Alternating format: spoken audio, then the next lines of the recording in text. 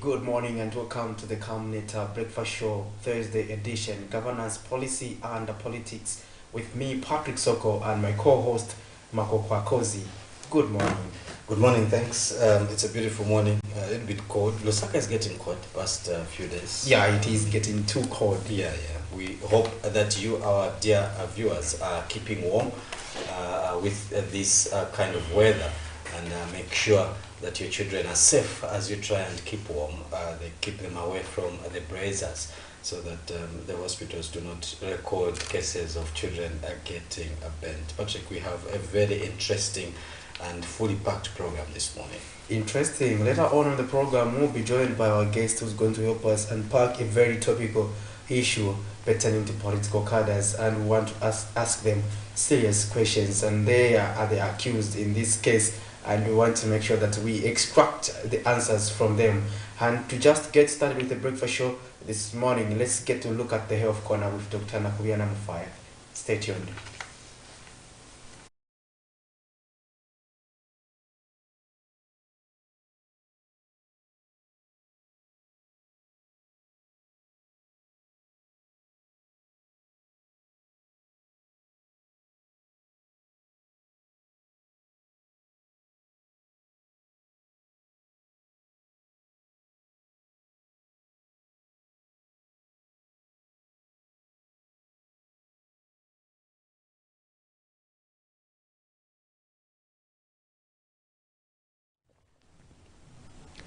Good morning and welcome to the Health Corner here on the Breakfast Show. I am Dr. Nakubiana Mufaya.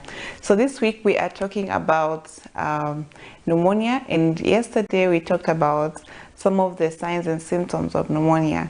We say that pneumonia can present with a cough. Patients who have pneumonia could have a cough, they could have fever, or have difficulties in breathing, where they're breathing too fast, and sometimes they would have chest pain as well.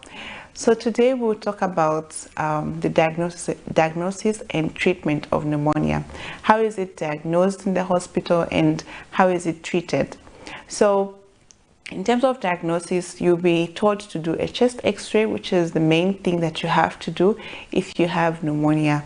So the chest x-ray will be able to show where the pneumonia is, or where the infection is in the lungs, and it will be able to show the extent of the disease as well. It can also show if it's not a pneumonia and if it's any other condition that is there in the lungs. If you have probably water that has accumulated in the lungs, it can also be seen on the chest x-ray. It can show if it's just, for example, TB in the chest. It can be seen on the chest x-ray. So it's important that the chest x-ray is done if you are going to be able to tell if someone has pneumonia.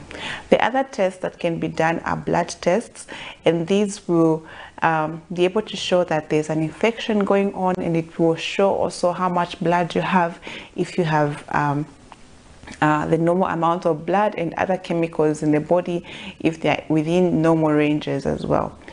Then the other tests that can be done to confirm pneumonia, or to confirm what type of bacteria is causing the pneumonia, is a test called sputum microscopy culture and sensitivity. So this is a test that is done on the sputum. So you'll be asked to produce some sputum, or to cough and produce some sputum, and take it to the lab, where it will be tested to see what type of bacteria is in that sputum. And when they identify the bacteria, then they can also identify what type of medication can be used to cure that bacteria. So it's important that you submit a sputum sample to the lab so that we can tell whether it's a bacteria, or if it's not a bacteria, then is it a virus or is it a fungi. So sputum samples are very important, and you need to submit those samples so that we can be able to tell and treat you correctly with the right medication. So talking about treatment, there are different treatments that can be used for pneumonia, and it will depend on whether it's a viral infection or a bacterial infection, or if it's a fungal infection. So it's not all pneumonias that have to be treated with antibiotics. Some pneumonias will need antifungal medications because it's a fungi that is causing the pneumonia.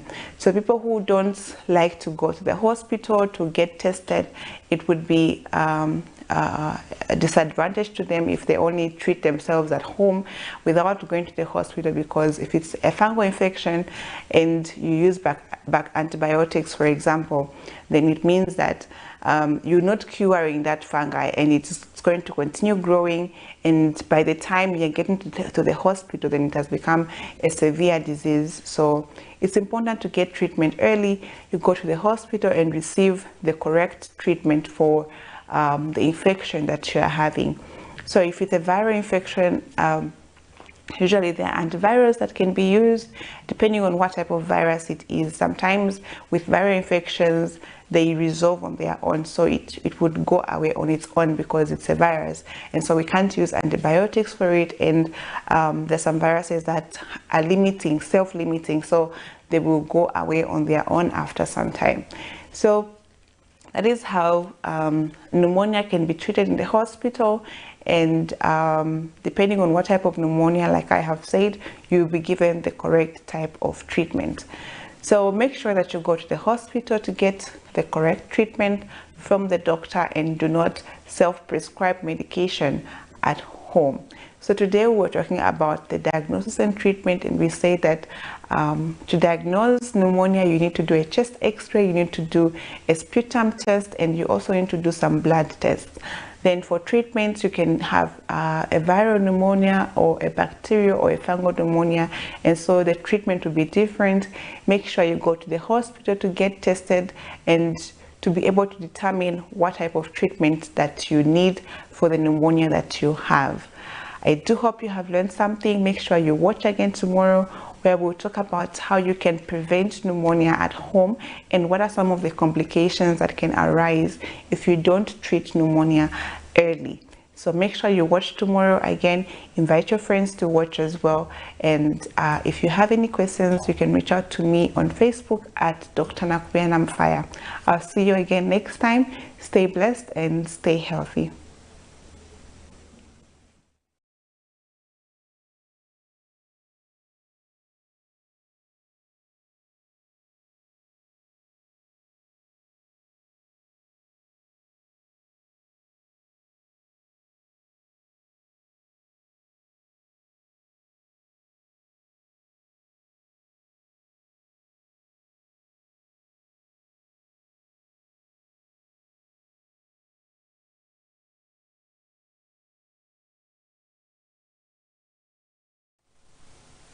Welcome back. There you have it. That was Dr. Nakumiana Mufaya giving us an insight pertaining to pneumonia. It is common, especially during the cold season. Let's make sure that we take precaution and make sure that we safeguard ourselves and young ones, especially pertaining to this disease, so that they are protected. You know, when it's cold, a lot of things do happen, and one of the diseases that are severe during this time of the year is pneumonia. We also have cases of burns, of course. At the UTH there, you see that most children become casualties to burns because of braziers, because we want to keep our homes warm. Hence we tend to put up these braziers, and they have their own consequences, you know. So let's make sure that we protect children from such accidents, because they are too prominent, especially during this time over the year. Cozy. Yes, so as Patrick had said, let's make sure that even as we try to keep the children warm, we don't have any casualties in that particular respect. Moving on now, let's get to see how the kwacha is performing against other major currencies as we look at the exchange rates this morning on Camnet TV. That is just to give an idea to you who are in business as regards how the dollar, the British pound, South African rand, the euro are performing as regards the kwacha. So the Great British Pound is at 23.72 and selling at 24.19. then the euro is at 20.25 and selling at 20.65. The South African rand is buying at 1 kwacha and selling for 1.02.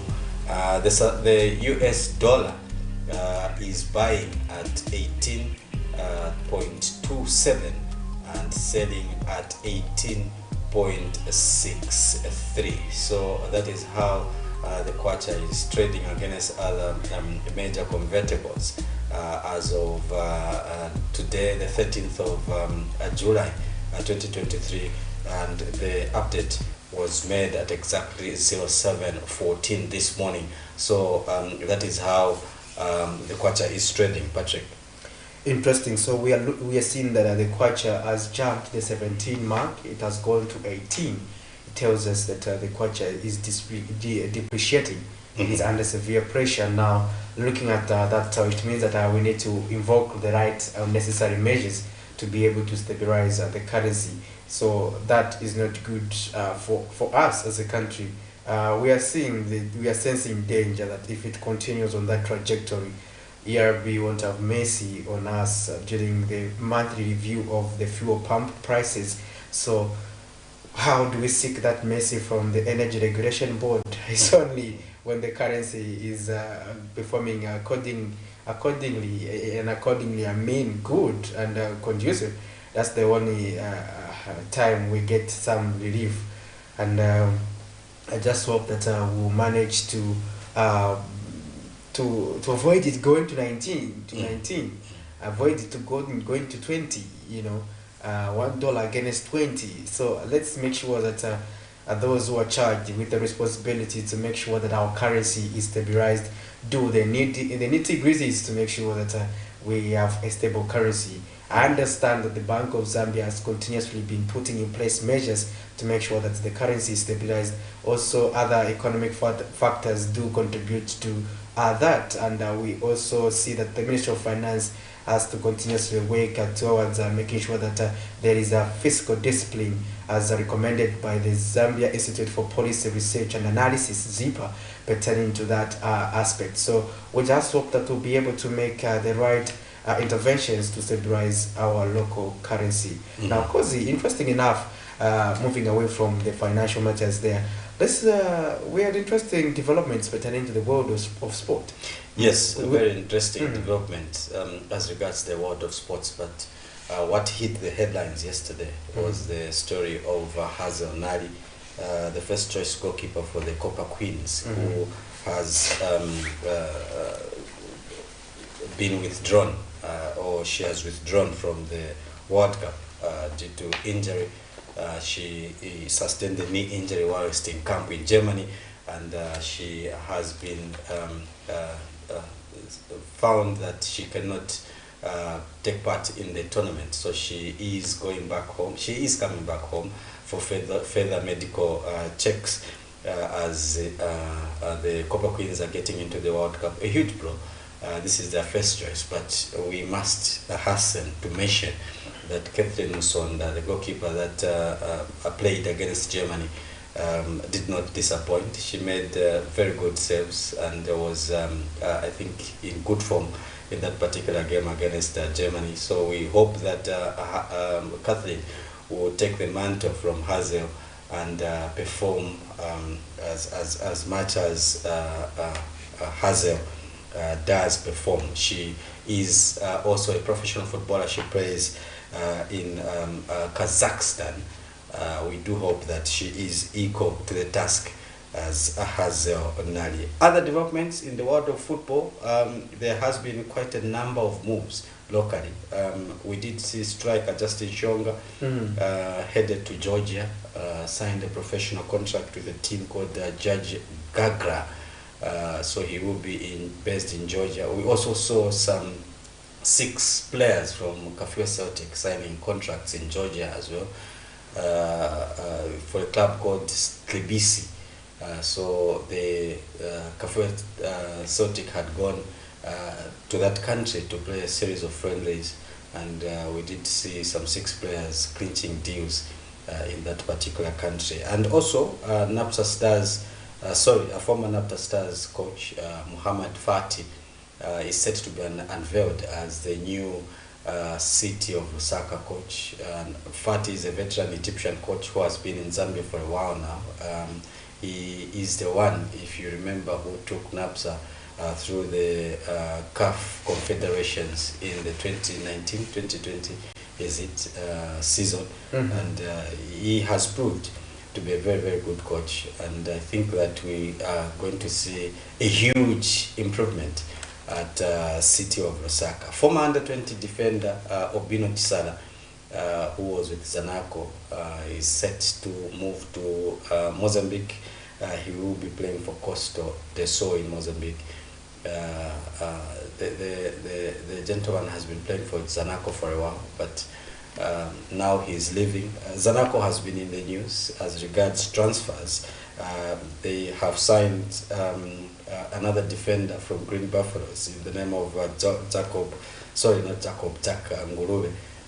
He's also headed to Zanaco. Another interesting move is that Zesco United are monitoring Pride Mwansa, the Nkwazi defender who is with the national team in South Africa, participating in COSAFA. So there is Zesco has been monitoring. There is a likelihood that they would make a move on him also. And the goalkeeper Lawrence Amlenga has signed a contract with a South African-based sports consultant, and FIFA agent Chris Bullock. So he's the one who is going to be in charge of Lawrence's movements and everything as regards his career. And also another interesting move is that the Green Buffaloes female women's team coach Charles Harubono is likely to be in Tanzania with the younger princesses.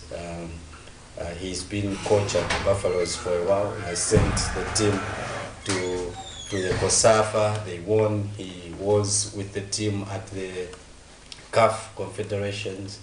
So he has performed extremely well with Green Buffaloes. He is said to be heading to Tanzania, and he will be the coach for Yanga. There's another interesting move. ZNS Green Eagles have decided to recall Spencer Sautu, who is called the Prince of Choma. They're recalling him from Zesco United. He has been at Zesco United unknown for a while now. So in a bid to try and strengthen their team, they feel that they need to bring back Spencer Sautu. So Spencer Sautu is going back, and you know that Green Eagles has released quite a number of players, including veteran players that had been at the club for a while. So they are calling back Spencer to go back to Choma. Obet Masambuko is being monitored. Masambuko is with Nkana, but is being monitored now by Forest Rangers. Forest Rangers are interested in him. We do hope that they will go ahead with that particular move and sign Masambuko. Moving on, Nkwazi is said to have sealed a deal with Green Eagles striker Christopher Zulu. Christopher has been at Nkwazi. They want to finalize that particular move. And also midfielder Donishano Manama has returned to Nkana. He was at Zesco United. It seems now he's going back to Nkana. He's been an Nkana player before. And also Bernard Kumwenda is said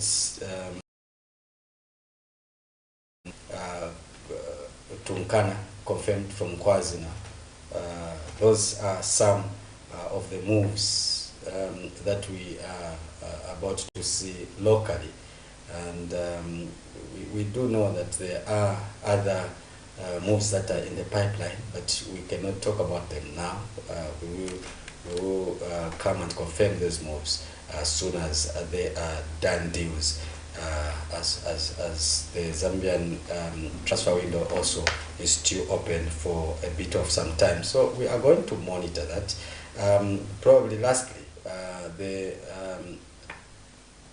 midfielder who is playing for Zambia, the COSAFA Under-20, Abraham Siankombo, has left Zanaco, and we will obviously have information as to where he is going, but it is said that he is joining a top African club, and the talks have already started in that particular regard. So we do hope that we are going to have full information about this particular move as soon as possible, so that we come and inform our viewers about what is going on in the world of transfers as regards the Zambian Premier League.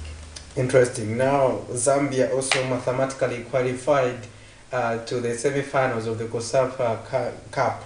Interesting enough, they'll be playing South Africa as of tomorrow. So as of this morning, with the ticket to the semi-final secured, the Chipolopolo did not waste time to prepare for the Friday's crunch semi-final title against South Africa. While in Mauritius, they had an opportunity to beat Zambia to the remaining semi-final spot by winning with a 4-0 over Mozambique. The Icelanders were on the end of a 1-0 loss yesterday, and coach Moses Sichone and his technical bench did not wait for the outcome of the tussle and dig into the preparation at the Escombe Football Club. Chipolopolo head coach Avram Grant, who has taken a back seat for this tournament, was on the wings over the session at Escombe, which could have provided a spark in the boys. Zambia faces South Africa in the semi-finals on Friday with a kickoff billed for 18 hours. The FAS, this is according to the FAS media team, who continue to bring us those updates. So we are there in the semi-finals, and we are playing our rivals, rather South Africa. You know, Zambia and South Africa are usually favorites to win the COSAFA. If there are three teams in this region that do not like to lose to Zambia, it's South Africa, 1, Zimbabwe, 2, and Malawi. These teams will always ensure that they just do not like losing to the Chipolopolo boys. They feel Zambia feels they're on top of the region, and they really have to beat them. That is why when when Zimbabwe, Malawi, or South Africa is playing Zambia, they put in their best. So this is not going to be an easy game. I'm sure coaches are aware of this. But one interesting thing is that there are some players. The weakness in this team at this tournament, for me, has been the defense. Yes, the defense. The defense has made a lot of mistakes. Blunders. The defense, including the goalkeeper. Yes, leading to goals. And I think that is the weakness that it has shown. But I was wondering as to why Moses has felt that he can confine some players to the bench, players that senior players like Chepeshi and Pride. Pride is not really a senior player, but Pride Mwansa these are players that are playing for the senior national team. Benedict Chepeshi has been with the senior national team, has been with the national team for a while. I don't know, maybe he played the first game though. I don't know, maybe in the first game, Coach Moses noticed some weaknesses with the Benedict. I don't know if you know that number 4. Kanguruma from Kawe Warriors. I don't think he deserves the spot. Yes, Kanguruma from Kawe Warriors has been exceptional in defense also. But I feel that maybe we needed some experience of players like Benedict and also Pride, because these are players that have been even with the senior national team. And I know that this is a senior, but the national team, and I feel that they can bring a lot of experience to the defense, but we don't know how they are training. Maybe in training, Moses has noticed lapses. Yeah. All right. So let's get first of all, Makokwa, we know we have our guest today. We are going to unpack a very interesting topic of discussion. First of all, I hear you have an interesting story pertaining to traders there in Mutendele. Yes. As my market. Yes. This is a very interesting story, I think, because let's go through it. We talk about it after we watch it. So traders at Lusaka's Kazmai market in Mutendere compound have allegedly been swindled money after a company called ZHE promised that it would give them booster loans. Now, according to marketeers, ZHE first approached the Lusaka Cooperative Market Union and later engaged all market unions in Lusaka to convince their members to get loans from the said company. Now, the marketeers explain that the said company then requested that all marketeers who were interested in getting loans should first pay an insurance fee to secure the loan depending on how much each individual was requesting. Now, it is further alleged that the named company engaged a law firm to be collecting the insurance money on its behalf from the marketeers, of which over 300 of them paid, but that none of them has received the said money 9 months since its launch. We have details in the following report. These are part of the over 300 marketeers at Kazmai Market in Mtendere compound of Lusaka who have allegedly been swindled of their hard-earned money by a company called ZEH, which was working with a named law firm in Lusaka. The traders explained that the said company first approached the Lusaka Cooperative Market Union that they had intentions to loan money to marketeers. The said company then later told the marketeers that they needed to pay insurance to secure the loans they were about to receive, which they have never received, despite having paid the registration fee as well as the insurance fees. You pay insurance before you get your money. Oh, what I know, being an accountant myself, I get a loan, then from the loan they get the insurance. Then you give me the balance. But you get insurance before you even give me my money. Here we are. We have spent 7 months without getting our money. So we want our money back with interest at current Bank of Zambia rate, which is 9.6. I want that money, me and the rest of the people. Further to that, SEC should come here. Pakwamba bale moneka abachinka, lero pakulekeresha bamboku moneka ababufi. Icho nomba mwamwena dinwe bumbaliri pano.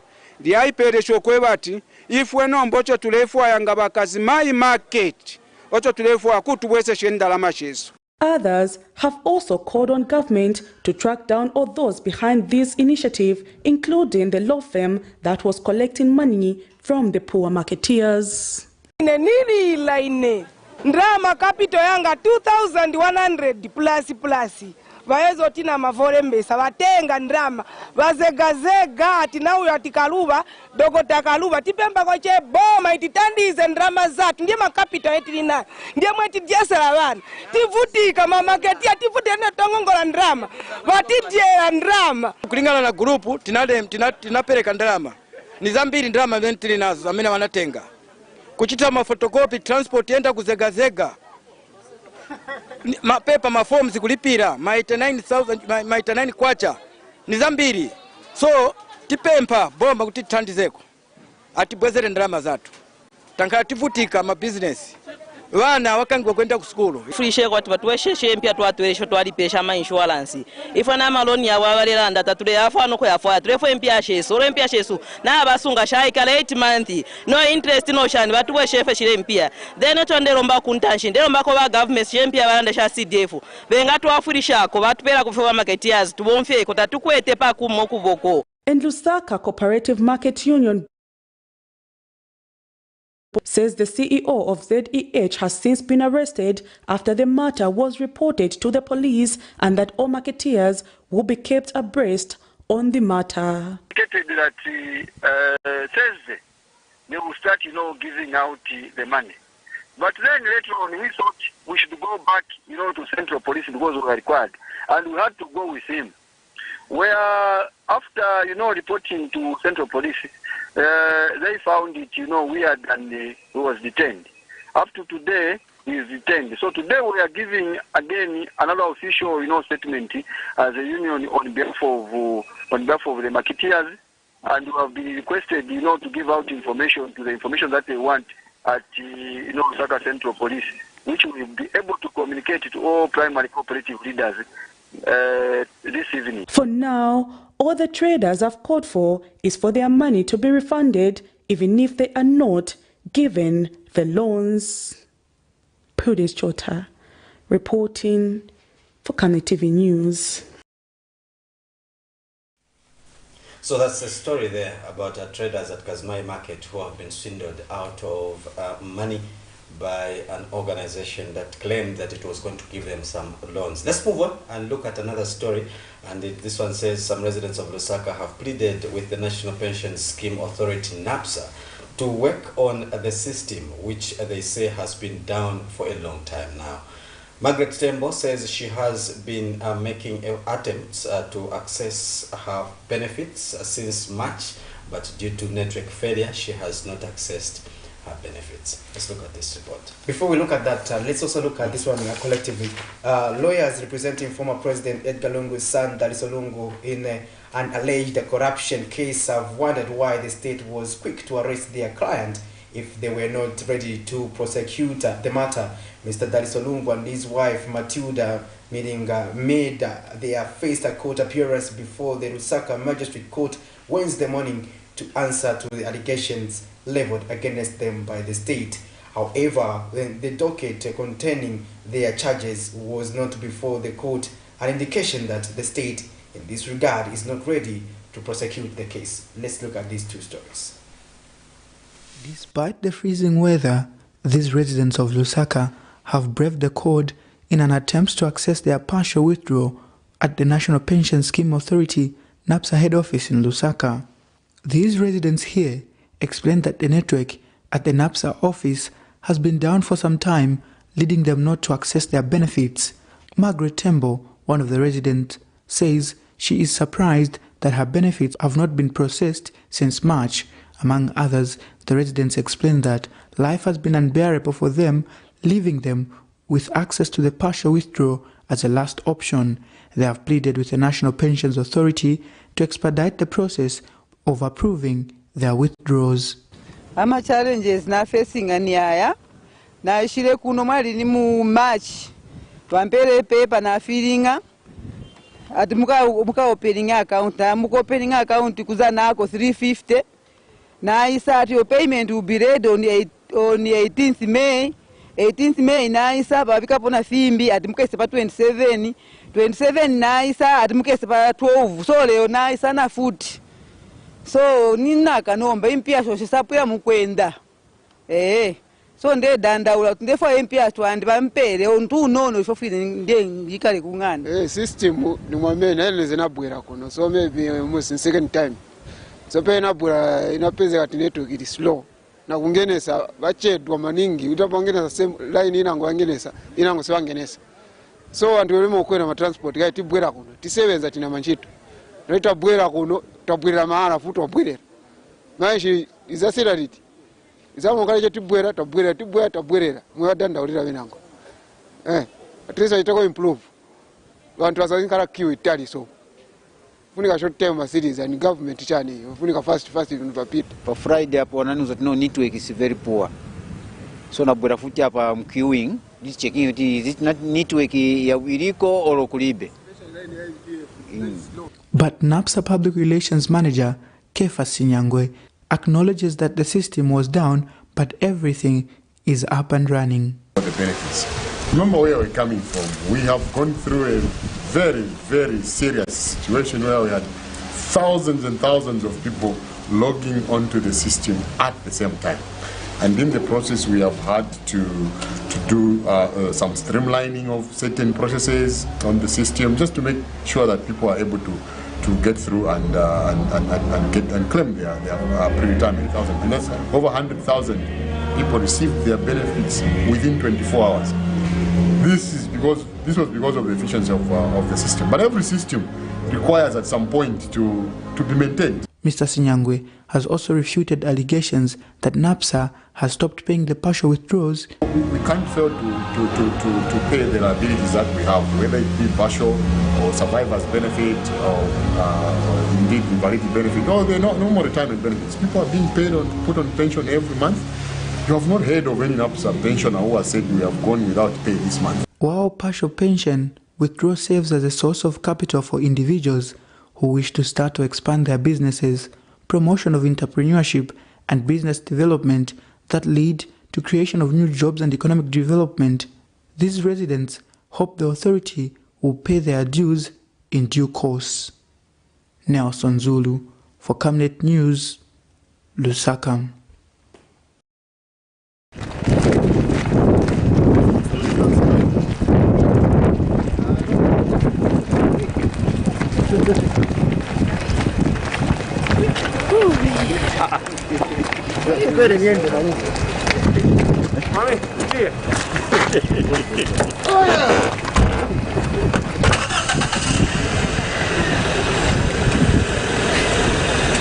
Fear of facing the cameras after being mobbed by journalists, former President Edgar Lungu's son Daliso made his first court appearance Wednesday morning following his arrest last month.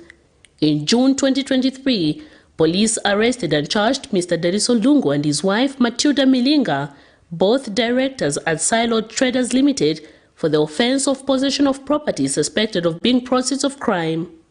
Announcing their arrest, police said the duo will appear before court on the 12th of July 2023. To this effect, the duo made their way to the subordinate court this morning in the company of the former First Lady Esther Lungu. However, there was no docket containing their charge. The lawyers expressed their concern. For our client, it's not ready. So whether they are still fishing for evidence, we don't know. Our client was here by 8. She was given bond and they said that he must appear before court on the 12th around 8 hours. So he was here around 8 and we've been in court, I'm sure you saw for yourself. Yes. So our colleagues from the state are not ready. We cannot tell as to why they are not here, but the position is that our client has complied with the law. He was here at the court on a high publicity matter, but the state is not yet here, so we shall wait to hear from them. Daliso Lungu was arrested for being in possession of 21 motor vehicles and fixed assets valued at more than 31 million kwacha, all registered in his name, and for alleged money laundering amounting to more than 23 million kwacha, which he was depositing into his company's account. Police have also alleged that the company allegedly owns 48 vehicles, or valued at more than 23 million kwacha, and fixed assets valued at more than 12 million kwacha, suspected to be proceeds of crime. For now, the duo awaits until the state calls upon them once again to appear before court. Miriam Kaimba, reporting for Camnet TV News. Well, thank you for staying with us. That was us assuming the headlines, the stories that were making the headlines as of last evening in the Camnet menus. One of the stories they are coming from the courts, and we also looked at a story pertaining to the NAPSA partial withdrawal, where citizens have been expressing concern that the system has been down for a long time. That's undermining their ability to access their funds. However, the NAPSA communications department did come through to clarify those matters also pertaining to that story. Now, in studio, we've been joined by our guest, Mr. Edwin Rifekelo. He is the Patriotic Front acting media director. Is going to help us discuss various current affairs and issues bordering especially on the PF. Welcome to the program, Mr. Rifekelo. Thank you, my brother Soko. I'm also happy to be camouflaged with my brother here. I'm happy to have been invited. Just the weather, I'm just complaining. It's extremely cold, eh? Yeah, it is. It is. Yeah, but otherwise we're okay. Yes, we have been okay. Now, to get started, first of all, Mr. Rifekelo, we want to find out we had a little bit of developments there pertaining to the Patriotic Front. I remember when we hosted you, you had not yet held your meeting pertaining to the PF holding its convention. Now, I want you to bring us and our viewers up to speed to the developments after that engagement? Yes, let me inform our members of the party, the Patriotic Front, and our viewers out there, people in society, generally the Zambian people, that yes, indeed, we have had the much-awaited Central Committee, which is done. And during that meeting, which was highly attended by the members of the Central Committee, we resolved as Central Committee to set up dates for the Constitutional Conference, and then we also set up dates for the National Conference, where we are going to elect our president. So ideally the process has begun. Dates were set. I'm sure that the dates are already in the public domain. October was set, 20th of October was set as the date for the General Conference. Prior to that, we should be having the Constitutional Conference, ideally to repeal, to amend, and deal with the lacunas that are in our Constitution, to streamline it so that it's in conformity with the expectation and aspiration of the PF members. So where we are now, where I'm standing, yes, the expectation is that we should have the Constitutional Conference, and then we should have the General Conference that will be preceded after the Constitutional Conference, as informed by the Acting President, Honorable Winda.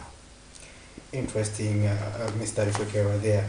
And we had interesting developments, especially this week, and there is some allegation that the UPND is keen to, the PF rather, is rather keen to destabilize the UPND government.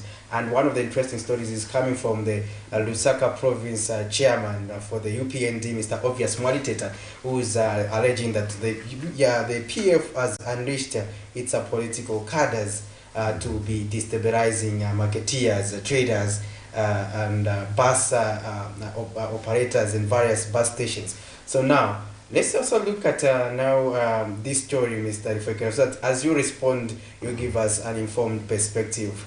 Let's get to look at this story. Not so long ago, cadres were in charge of everything in Zambia, as citizens and law enforcement wings were left to be spectators on illegalities that took prominence prior to the August 12, 2021 general election. Markets and bus stations were being controlled by cadres, leaving councils with little resources and surviving through the Equalization Fund. And upon taking over office, Republican President Hakainde Hichilema warned that acts of impunity would not be allowed to thrive. Our youth leaders across the country, do not be the enemy of your own government. Do not undermine your own party. Do not become the new thugs in town. Meanwhile, slowly but sure, acts of lawlessness have begun resurfacing as cadres take advantage of what many have described as docile councils and have started conducting illegal activities in communities and public facilities. Cowboys who solicit for money from motorists have gone back to the routine, and certainly Lusaka still has a number of illegal bus stations being run by cadres under the watch of the local authority. United Party for National Development, UPND Lusaka Province Chairman Obvious Mwaliteta has accused the opposition Patriotic Front of unleashing cadres to start conducting illegal activities to undermine the leadership of President Hakainde Hichilema. From all over Lusaka, especially Yellow Shop and the other areas, that youths, they've started mounting roadblocks. And in my market, Bambovuta, my youth. When we received those complaints, we had gone on the ground to investigate in Chantichitikapa ground. We came to discover that it's the desperation of PF. PF have now gone back in the streets. Batenga mayuthi bao na kubauza kuti UPND is very peaceful. No one will harass you. And then mwende mu stations, and then mu roads start mounting roadblocks, illegal roadblocks, so that bantu baone kuti UPND now is misbehaving, because they've realized that they were chased by Zambian people because of cadres. So those rotten cadres from PF. He says anyone using the name of the party and the UPND regalia to commit crimes must be reported to the police. I want to urge the people, the marketeers, the people affected, you bus drivers. If you see anyone mounting a roadblock, whether in UPND regalia, whichever regalia it is, please, you should affect citizen arrest. We have a clear instructions from the president, from the word go. No youth, no any other person is allowed to go in the markets, is allowed to mount a roadblock, is allowed to take any levy or to misbehave. No cadalism of thuggery. We you as UPND tila makadazi baulemu. To be makadazi wa kabwalala. So bakabwalala wa PF manji wambobale takulive, so that when they go in the markets, they should go and buy people to complain against us. Good no, maona wa UPND manji wakangiwa. They've started bringing people. What's makadazi tavutika na makadazi? Those cadres in city market, those cadres elsewhere, they are not our cadres. Patrick Soko, Camnet News. Well, there you have it. That's the story we wanted you to look at, Mr. Rifekero. Very sad. As the PF planned to destabilize the government, especially by unleashing those cadres to go back to markets and bus stations, Mr. Rifekero. Yeah, the issue is that those allegations that are being made by the provincial chairman, obvious Mwalitet, are very serious allegations. And I want to believe that we have institutions in this country, the Zambia police, law enforcement agencies that are available that deal with such kind of cases.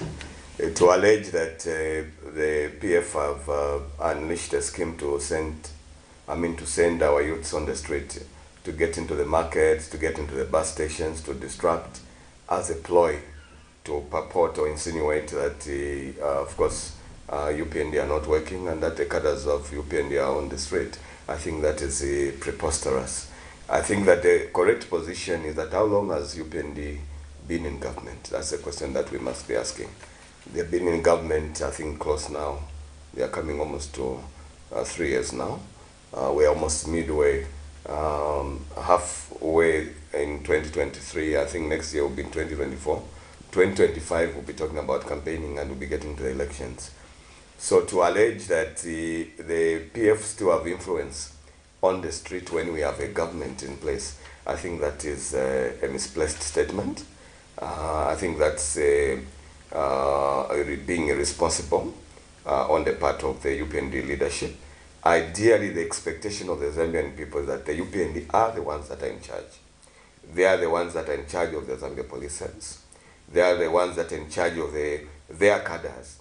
And I do not think where I'm standing today, I would imagine that a PF cadre can go on the street today in the markets after that directive by President Hakainde Hichilema that there must be no cadreism in markets, there must be no cadreism in bus stations. To imagine a PF cadre getting into the markets, I think that's just fictitious. I do not think that from the party being in the opposition in the manner that we are, our members of the Patriotic Front, as I'm speaking today, most of our youths are in hiding.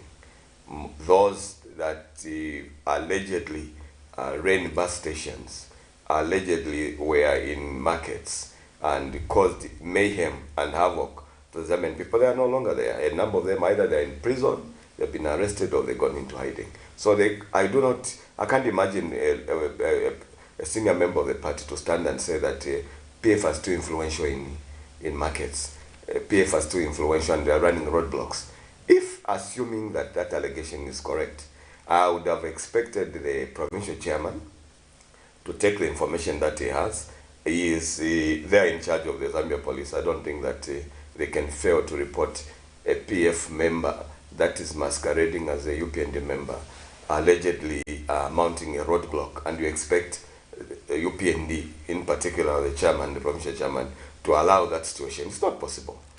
Just like I can imagine if we were in power, I would have not allowed the situation where I would come and start pointing fingers at UPND are the ones that are causing, making roadblocks at that time when they were in opposition. It can't happen. But that's a sign of weakness, I think, in my opinion. For lack of a better term, with all due respect, I think that the UPND must put their house in order, take full responsibility over their cadres and stop alleging that UPF are the ones that are putting cadres into markets and making these roadblocks and causing mayhem to the public. I don't think that can happen. So the issue here is that UPND are the ones that are in power now. We expect the UPND through the provincial chairman, through the Minister of Home Affairs, and all those that are responsible in ensuring that there's law and order, to ensure that no such amount of intimidation and things that should happen to the Zambian. Because the president made it very clear. He made it very clear, he made a directive, do not be the enemy of your own party. But you know what is causing? There are a number of factors that are causing that. I think that among them. Yeah, among the issues that are affecting these youths to behave in the manner they're behaving is lack of employment. Most of the youths, I talk to a number of UPND cadres. Most of them are my colleagues. Malite himself is a colleague of mine. Cornelius Mweta is a colleague of mine. Liswa is a colleague of mine. We know each other. We speak, we talk. So to imagine that Malite will make an allegation that PF cadres, assuming indeed it's true that those are PF cadres, that they will have such kind of information, and to come and filter it to the public and say it's a PF that are doing that, I think that is a misplaced statement. So the correct position is that the levels of unemployment in this country affecting the youths, in particular, including the UPND, because remember, there is no shop for UPND. There's no shop for PF. We all go into the same shops. If the prices of meal are high, we're all affected. UPND cadres are also affected. So there is no way if such information, such information that indeed we have unleashed cadres on the street, that by now our members would have been arrested because they are the ones that are responsible. So let them take and own up, take responsibility, and ensure that they bring law and order. Allow the Zambians to get on with their business peacefully. It's not the first time we're hearing this report. I'm sure there was another report you ran as Camnet and Comesa, where shops are being allocated to foreigners. A number of Zambians, in general, the youths, are complaining that they have not been accommodated. We are hearing those reports, which are filtering. So if to allege that they are criminals from PF that are being thrown, I mean, which criminals are we talking about here? Who are making news, headlines, in the papers, on social media, people that are being arrested for Sujilite scandals, which people were arrested, for example, in Northern Province over issues of minerals, extracting of minerals illegally, and whatever. It's even indicators. 19 people appearing today, including the minister himself from UPND. So to allege that we have criminals, including the police officers, with the issue which we have been fearing that yes, the police, in particular, those that are responsible for the Zambia police, the police service actually is extremely professional, but we are aware that there are a lot of criminal elements that have infiltrated the police service. One, the message is very clear that even people that are being arrested on scandals of what happened in Wapula, what happened some time back, a police officer was caught when there were cathodes and the copper cathodes that were being stolen, and a police officer was found on the scene and he was arrested. So they must be cleaned up straight from the top. The Inspector General must take responsibility. The party UPND must take responsibility and ensure that there's law and order in the country, to ensure that these criminalities that are continuing to mushrooming in the country by the youths who are, because of virtue of the fact that they are unemployed, the levels of unemployment is extremely high. The reason why a lot of people are indulging in those activities. It's the government of UPND now that is in charge. So let them take charge of whatever that is happening, and not to allege that PF, unless we are so powerful, so influential. And you know, Soko, it's not the first time you're hearing that way, it's so influential. There's been allegations that even in the civil service, PF is there, they are disrupting the flow of work there. There have been such allegations. How powerful can we be? You did mention that most of the PF youths are in hiding or they are in detention. Don't you feel that, is there a possibility that some of these that are in hiding are hiding by the way of pretending to be UPND, and that there could be a possibility now that they're the ones that are perpetrating this fight that the provincial chairman is claiming? There are a number of innocent youths My brother, that after the change of government in 2021, a number of our youths, were either operating in bus stations, in bus stops at that particular time. After change of government, it was so obvious that, you know, when you are operating in the manner youths operate, you know, it takes a thief to know a thief. So if you are a menace in society, let's assume UPND, when they were in opposition, we were in government. Of course, UPND, because we live in the same society, they know youths because we come from the same compounds.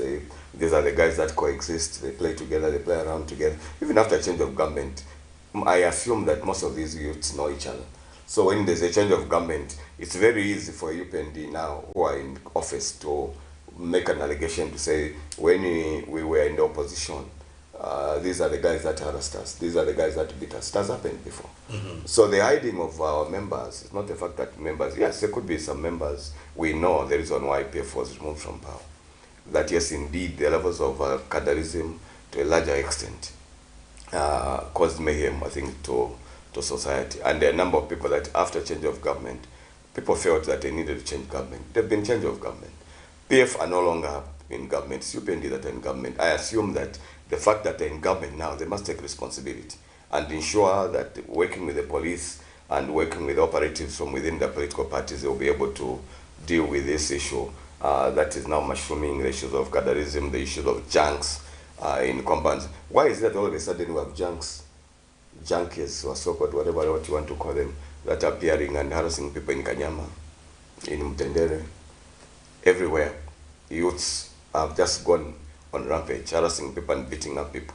There must be some symptoms that are leading to tell you that indeed the reason why we're having such kind of whatever, it's because there's never been a responsibility taken to deal with issues of youth unemployment, the social fabric in terms of how our youths are being assisted in terms of ensuring that they become good citizens in society. There hasn't been an attempt by anyone to deal with that component.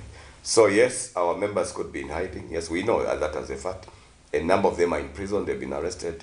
And some of them, yes, genuinely. A number of them innocently, just because they were identified to have been a PF member, they've ended up being put in the cells and locked up.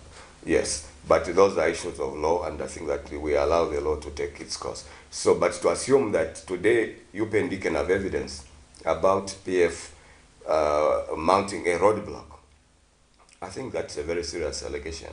And I expect that if the provincial chairman has such information, the right institution to deal with such kind of serious allegations is the Zambia police. I'm sure by now, if they have that evidence, which they're telling the Zambian people, that yes, we have unleashed youths to go in the markets and bus stations, if at all, assuming it was true, which I must categorically say it's not, because I don't think that we have the strength, we have the capacity to send youths in the markets and bus stations today, when we know that the ones that are running this government are UPND, because they're the ones that are responsible.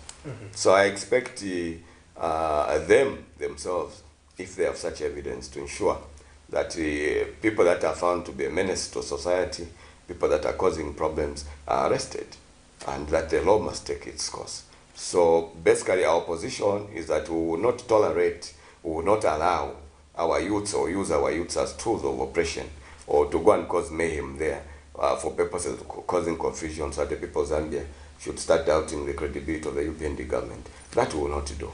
I think what we would want to do and aspire is to allow the civil politics, to allow politics of decency, so that ultimately people are able to see the difference between what we did when we were in power and what UPND is doing currently. So people are able to judge. It's not us to go to influence the people there. People there already know, they have already seen what we did when we had an opportunity to govern, and what UPND have been able to do when now that they're in power in terms of the development agenda. Interesting. Well, our dear viewers, you are watching the Camnet Breakfast Show with me, Patrick Soko, and Makokwa Kozi. In studio, we have with us the Patriotic Front Acting Media Director, Mr. Edwin Rifwekelo. We are discussing issues bordering on politics. In case you want to join the conversation, you can call us like we pick this call right about now. Hello, you are through to the Camnet Breakfast Show. Good morning. Good morning. Is that Mr. Refekelo on the show? Yes, it is. Yes. Your name and where you're calling John Mukuma from Livingston. Mr. Mukuma, you can go ahead. Yes. You see, the matters pertaining to Patriotic Front, they are very sensitive matters. And everyone in the nation is looking at Patriotic Front now, because that's the only viable opposition political party in this nation. These other opposition parties have got no people on the ground. All they are doing now is to poach from the Patriotic Front. So if the Patriotic Front can be of good standing, especially in the top brass, giving hope to the people on the grassroots, 2026, 80%, no doubt, winning, outright winning. But that does not mean any other person can contest the election of 2026 under Patriotic Front, presidential election, and win. No. We need a person that will inspire us, a person that has got no stories.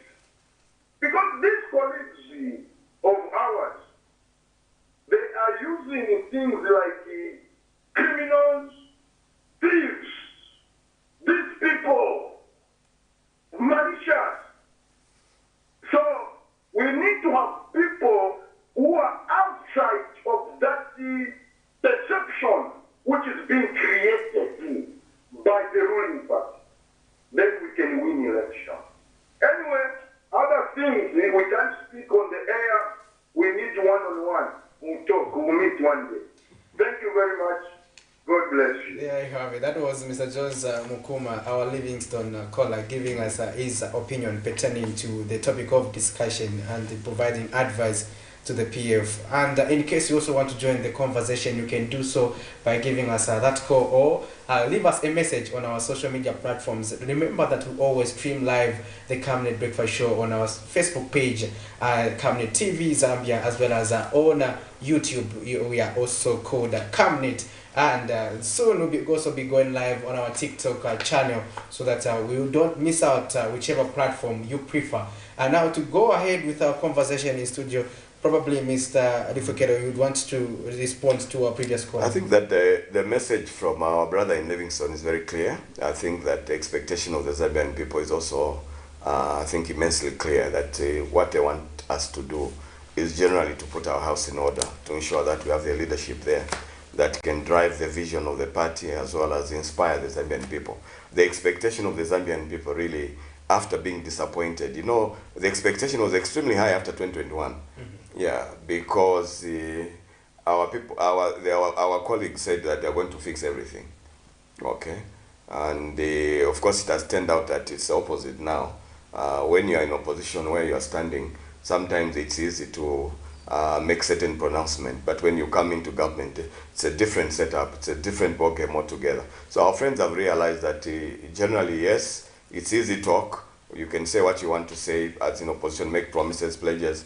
Zambians people have read through basically what was pronounced to them in terms of what our colleagues can do now. So they're able to be able to differentiate between what they saw PF do and what UPND is doing. So the situation currently is real in the sense that people are able to measure what we were able to achieve when we were in government and what our colleagues are doing at the moment.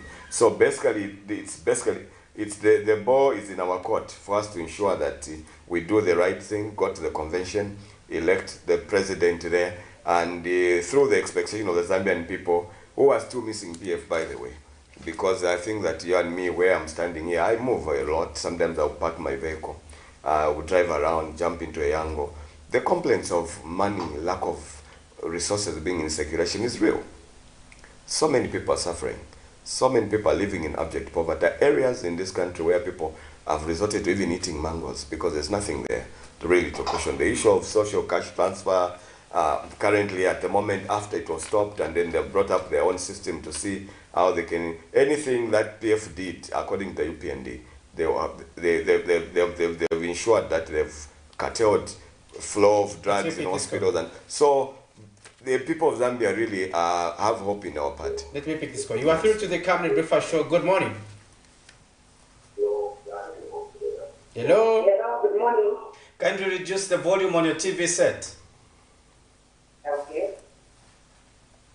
Hello, good morning. Good morning. Your name and where you're calling us from? Yes, I'm calling from Ndola. Okay. Yes, good morning to the panel once again. Good morning, Ndola. How's Ndola? Good morning, Mr. Secretary. Good morning, how's Ndola? Ndola is fine. Ndola is very fine, yes. Great. My contribution is, I am so disappointed to hear from Honorable Mwani Peta the way he condemns PF, that PF is busy mounting roadblocks in markets, in like all the trading places in stations. You know, UBN is ruling, and they are always condemning PF. Themselves to rule this country, but they are still condemning PF. However, we are bouncing back as PF in 2026. Watch this space. Ghana moving was just take down and we rule. You've seen what PF has done in the past 10 years. But you are always condemning. What type of a government are you? Ndagangwa Manindi with what you said on TV. I'm so ashamed to be a Zambian right now with your comment on what you said. Thank you so much. Well, there you have it. Thank you, Ndola, there representing, and we could get your perspective. Also, you can give us your opinion on the Camnet Breakfast Show in case you want to ask or contribute to what we are discussing with our guest of the day, Mr. Edwin Rifekelo.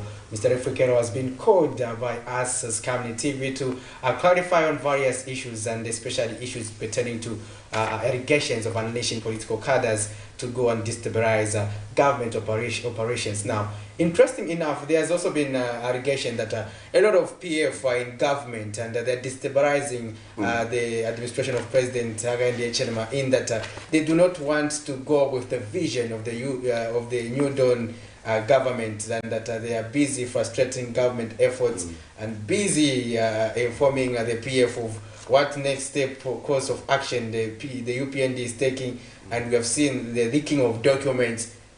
What do you have to say about that, Mr. Rifekelo? The PF are Zambians, unless you're telling me that PF are not Zambians. Ideally, you're expecting that whether you're a UPND member, you're a PF member, as long as you qualify to be in the civil service, you remain in the civil service.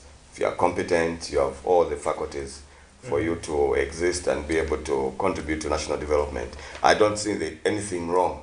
I don't think that anything to do with PF must be regarded like as if it's a leprous, that no one must exist and operate because now we have UPND in government. This is, I think, that the problem that we have, that every government that comes, you come with your own rules and regulations. Ideally, everyone that was employed under me, and UPF is not the first government to be in power. We had UNIP, we had MMD, okay? We had PF, now we have UPND. The civil servants, in particular, quasi institutions as well as civil servants in government, are Zambians. And a number of these guys you see in the civil service, highly competent, with a serious vision of developing this country. You cannot annihilate or accuse people that because there was PF in government, so it means that everyone that worked in civil service must be PF. No. We cannot assume also that even after the UPND is gone, hopefully by 2026, will be saying that everybody that worked under UPND are UPND. No, that should not be the basis in which we should judge our colleagues who are being victimized on a daily basis. And mind you, when these guys came in government, there are a number of people that have lost jobs, whether in the police service, whether cabinet, whether in the army, a number of people, just because they were associated with PF. What is this notion that we say that civil servants must work with government of the day? So if it indeed is true that civil servants, as the president is making his point now, that civil servants must work with government of the day, they must not adulterate or rather be conduits of distraction.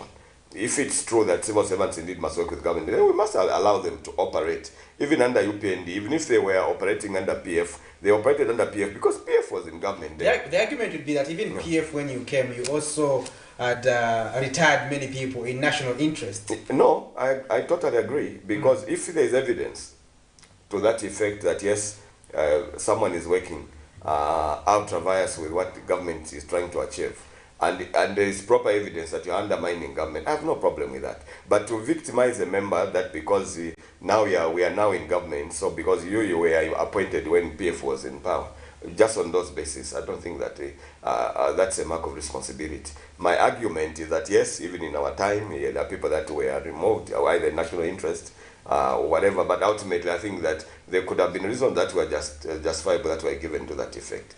But ideally, I think that we should be looking at civil service as well as people that work in the quasi-institutions as professionals. It has happened whether in the media stations, whether just basically in government, whether it's at State House, it has happened.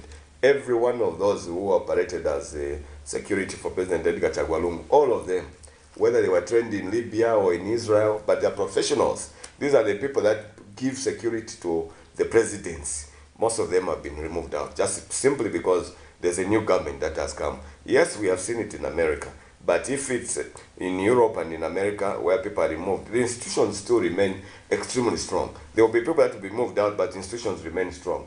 In our case, every change of government, institutions as weak as we are, you try and remove everybody. Look what happened at Tesco.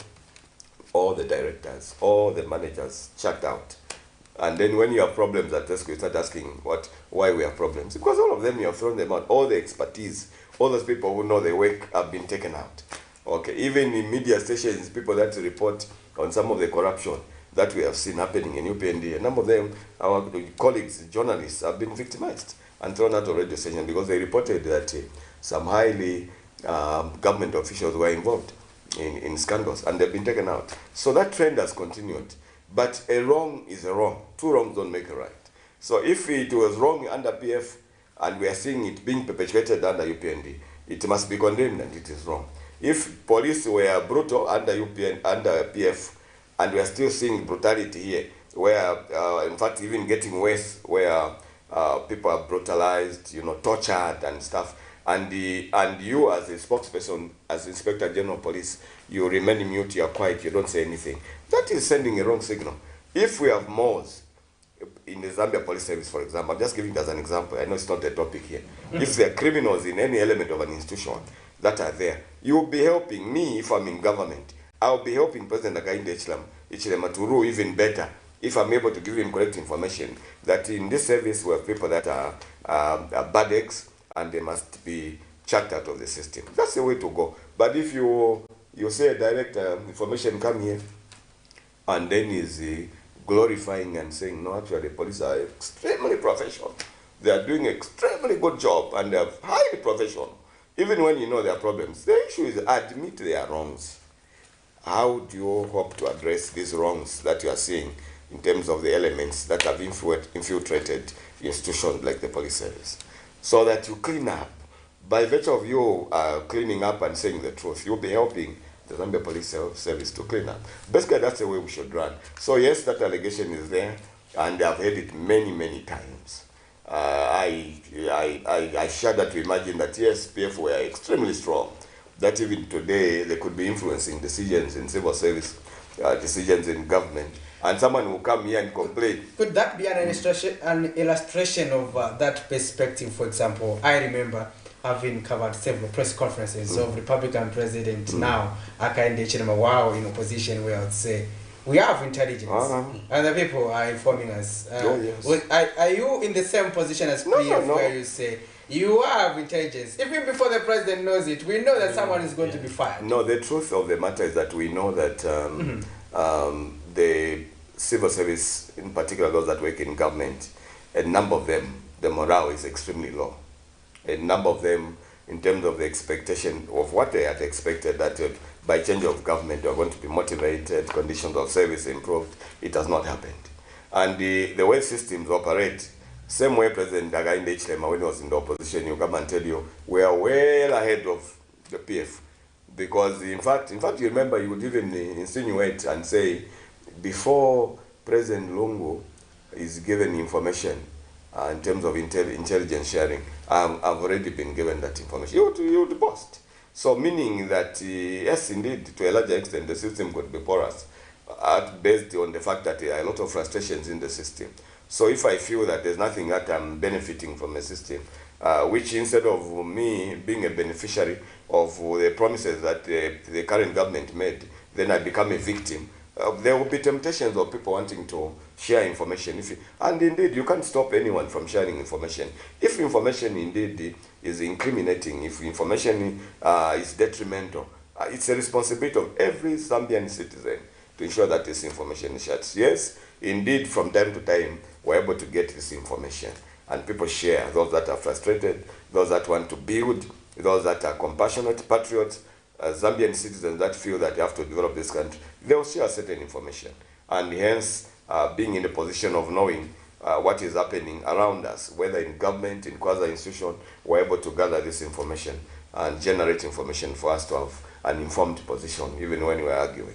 So basically, that's where we are. So we have also been treated to news that the Auditor General has resigned. Sadly, what is your comment? Sadly so for Dixie Chembe to have been harassed, intimidated, left, right, and center until the EPNDM achieved their goal of wanting Chembe to have resigned on his one. It was coming. We knew that they didn't want Chembe to. Why? The reason is there are many issues that have happened in the Auditor General's office. We are aware that there are cases currently that were made, allegedly made, issues of fertilizer scandal that have happened, not generally when PF was in office, but when UPND have been in office. There are a number of scandals that are high-profile scandals that have happened. So we can only guess. It's only a guess that after those intimidations made to the Auditor General, finally he has succumbed. Because how do you operate? How do you work in a government, in such kind of an environment where government does not want you to operate? As professional as he is, okay, there is certain information that we will not have, that we will miss. I don't know. So my only assumption is that I can only imagine that they would want to put their own Auditor General there, the one they can control. So in controlling an Auditor General who comes now under this ambit, under this government, after the removal of the current Auditor General, possibilities are that the one who will come, he might not report truthfully in terms of what could be incriminating to our colleagues in the UPND. Does it mean the current Auditor General was not reporting truthful under the PF because he was also appointed by the PF? No, it's not a question of reporting truthfully. I think that there are more reports that the Auditor General reported when PF was in government than when his existence under UPND. You know that a number of reports were sent either to Parliament, which is an institution that provides oversight, and a number of reports have been sent to the public. Public is aware of reports of corruption that could have happened before 2021, which I think that are actively being pursued even by the current government. But we are also aware that after 2021 to where we are now in 2023, we are aware that there are so many scandals that have happened. Our fear is that with the removal of the Auditor General, possibilities are that there will be issues that will be covered that you and me will not know. Because somebody will come, they will just be guiding him to say, this you report, this you can't report. I'm just basically, that's our fear. I'm not saying that's what will happen. I'll re-ask Patrick Soko's question. Is this what happened when Dick Sichembe was appointed in the PF. This you can report, this you cannot report, as you are putting I'm not saying that's basically what happened. I think I've put it to you that there are many reports that Sichembe reported against officials, government officials, when we were in government as PF. Many reports are out there, meaning that he was above board, meaning he did not fear anything. So, but the reason is why they hurry. This trend is not, we're not seeing it now. Auditor General is resigning, but what's the genesis of his resignation? It starts somewhere. There have been a number of reports, intimidation that he must go is out. We saw same happening to the Director of Public Prosecution. You and me, we followed what happened there. Today, the President had to write a letter that the Director of Public Prosecution is removed. He has put someone there. I don't know the links that person who has been put there as DPP now, but you know the genesis of the DPP who is currently serving now, that he was one of the lawyers for President Hakainde. We are aware that even in other institutions where people have been brought as commissioners, these are issues that will bring problems even when we come to 2026, because most of the institutions are being compromised by removing professionals and putting people that people feel they can work with and safely say that these are our people. Institutions like Electoral Commission of Zambia, go back to the record and see what was the position of the chairperson of the Electoral Commission. We have, today we can even post her wearing a regalia. We know where she's coming from. That she was a supporter and sympathizer of the UPND. Today she's there. We have Commissioner Spenzi, we have Commissioner, I know that they're not here to defend themselves, but the record is there that Commissioner Spenzi at one point applied to stand as a member of parliament under UPND ticket. We are aware that the current chairperson serving there was a sympathizer of the UPND. These are the guys running institution. DPP was Director of Public Prosecution was a lawyer. But all these are being, so the pattern is is similar to what we are seeing, people being hunted out, being replaced by people that people believe can operate and are more inclined to the institution that is currently serving. So that's a trend. But with these are basically our feelings, our fear, and our assumptions. You say we are removing professionals. The government is removing professionals and bringing in other people. Do you feel that the people that are being brought in are not professional now? Let's talk about the DPP. Yes, I'm not saying that he's not a professional, but if you have a position that where you're coming from before you were appointed the DPP, what was his position? That says a lot than just a question of whether it's professional or not. If he, we are aware that if this DPP are referring to as a lawyer at some point, these are the guys when President Hakainde is arrested, is appearing at the police, is appearing anywhere. These are the guys, prominent lawyers, as credible as they are, as intelligent, without taking away anything in terms of their profession. But just that fact that these are the guys that were lawyers for the current president, that in itself is a compromise. And it's the issue that I think that we must pay attention to say how real and professional am I going to be after being appointed in my position, after taking a position that I believe and support this political party. Yeah, I would rather we bring in the setup people that have nothing to do either with Patriotic Front, they have nothing to do with UPND. There are many professionals out there that I believe could have been put in those positions. But the fact that you have brought people that when you see through the glass lenses, you can tell that this one served in this position, and even in this one, you have a person that has been appointed, instead of him giving consent even actually to matters, talking about the same person you're referring to. This is a person now monitoring, supervising, doing everything. The argument would also be that when the PF took over office, also did away with the current DPP then and appointed Madam Siuni. Would it have been also based on the preferences of the PF that they also have their own DPP, and as opposed to the previous one, probably they thought was not compatible to work with? Would it be the same trajectory that we are heading? And Elliot, just to add on, you did mention that every Zambian, regardless of where they belong, as long as they are professionals, they can be civil servants. They can work to help develop the country. Yeah, I did mention. I want again to buttress my point that indeed everyone, regardless of who they are in society, can be appointed to any position. And whether you're purported to have been somewhere inclined to an institution, or generally based on your faculties, you're appointed in that position. But the danger of carrying an individual that is inclined, and the record has it that this person was passionately supporting an individual. You're giving an example of if we had found a DPP there, and then we removed him and put someone else there. I don't know the basis of how the other DPP was removed. I would only assume that it's the responsibility and obligation of whoever that is serving, as whether that person has run their race, and then probably their tenure could have come to an end, and maybe there could have been that separation. I don't know the genesis of how that person was appointed. But I'm aware, I might not recall, my mind not reflecting basically what could have happened.